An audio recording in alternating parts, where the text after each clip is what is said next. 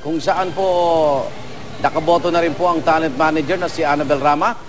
At ang kanyang pamilya, tumatakbo kinatawang po ng 1st District ng Cebu, si Tita Annabel. Igan, Vicky, si Annabel Rama at kanyang pamilya pinagkaguluhan kanina sa kanilang paralan kung saan siya bumoto.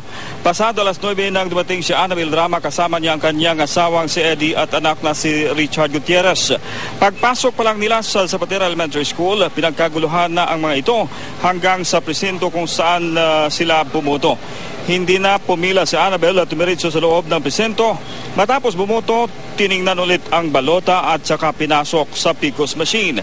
Pagkatapos bumoto, pinuntahan naman nila sa Camputao Elementary School kung saan bumoto ang 4 pa niyang anak na sina Rofa, Elvis, Richard at Richie Paul Gutierrez. Kagaya ng kanilang ina, diretso sila sa pagpasok sa presinto at bumoto. Ngunit pumila silang 4 nang i-feed na ang mga balota. Paglilinaw ng BI na walang special treatment na nangyari.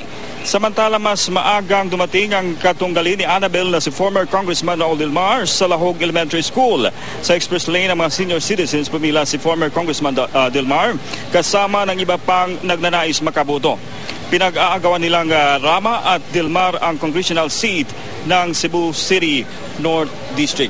Samantala, Igan, Vicky, bahagyang umulan dito sa Cebu City kanina pero hindi ito nakapagpigil sa ating mga babayan para bumoto sa araw na ito ngayong eleksyon.